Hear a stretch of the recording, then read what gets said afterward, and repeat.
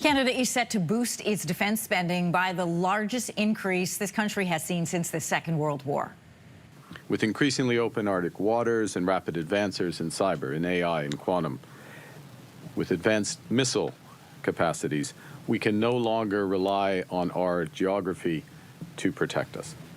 Canada and its NATO allies have committed to spending 5% of GDP on defense by 2035. And in an interview with CNN on Tuesday, Prime Minister Mark Carney said reaching that mark would cost this country $150 billion per year. For a closer look at Canada's pledge, I'm joined by Richard Fadden. He's the former Deputy Minister of National Defence. He served as the National Security Advisor to the Prime Minister from 2015 to 2016. Good morning and welcome. Good morning. Good to be with you. So Canada is just about to reach its target of 2% in March. But when we are looking at $150 billion a year, that's according to the Prime Minister, what kind of sacrifices will need to be made? Well, first of all, I think we're going to have to move from a position of national acceptance of this kind of expenditures to national purpose. And I don't think we're there yet. So the Prime Minister still has some work to do with his caucus, with Parliament and the nation. But having said that, I think we're going to have to accept that this is going to require a whole of nation approach. We're going to want to do some major capital, minor capital, some operational expenditures, personnel expenditures, and even there is going to take a lot of doing. We're not going to be able to do this without the active engagement, I think, of the private sector, all of which will require really a national approach to all of this. This is not just a matter for the Department of National Defence and the Canadian Forces. I guess because it's taxpayer dollars, I'm going to ask the question I think a lot of people have, which is, but how does this affect me? How does the country spending $150 billion a year affect how I live my life? Where will I be spending? Where will I see cuts?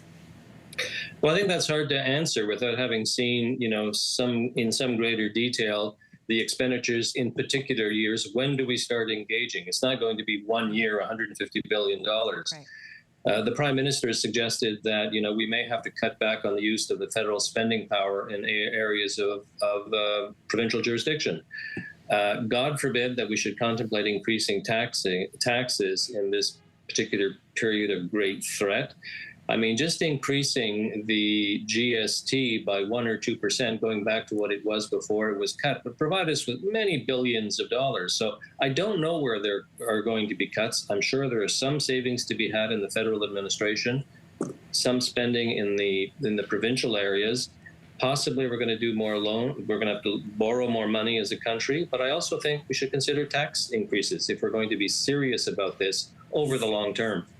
Boy, that's a case of, don't shoot the messenger on that one. That's a hard one to hear, GST going up and whatnot. How is the money going to be used? And is there any flexibility within these annual targets? Well, I think there has to be. I mean, one thing we have to remember is that we are not the only country that is committed to increase to 3.5% and then that additional 1.5% on defense-related spending. So if we're going to be realistic, there's going to be a lot of competition in Europe and in North America for defense infrastructure purchases. So there's going to have to be some flexibility, or we're going to spend the next 10 years competing with one another. England and Germany and France and everybody else.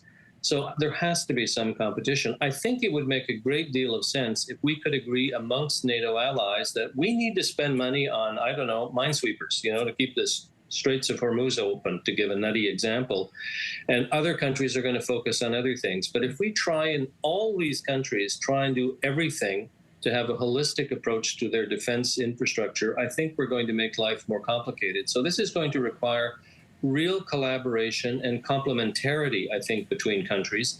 Something we've tried to do in the past. It's not easy to do because every country, of course, wants to have the full package on the defense side.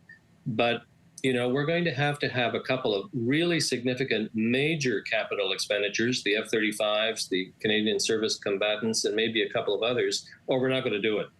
We can spend a great deal of money upgrading bases, more money on personnel and whatnot, but it's the really big capital expenditures, I think, which will make the difference. And as I said, we're going to be competing with all of our NATO allies for the defense industries to produce this material.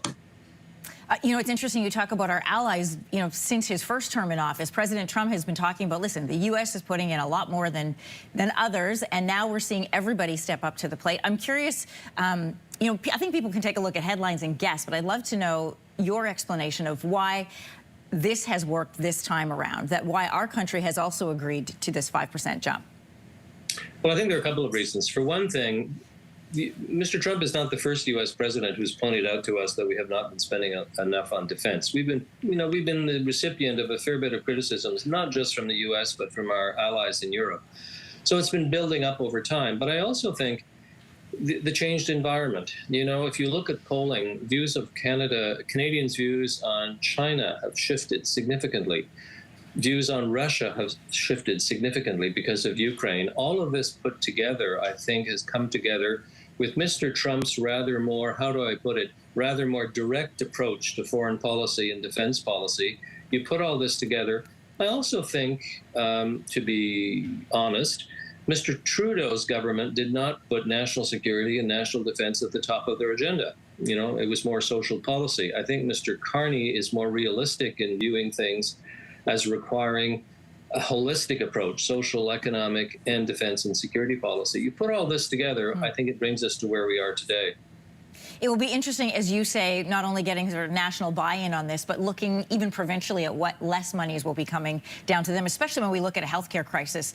$150 on defense spending or commitment to NATO it's hard for a lot of people to consume, I think. Richard Fadden, former Deputy Minister of National Defense and the former National Security Advisor to the Prime Minister from 2015 to 2016. We appreciate your time and perspective this morning. Thank you.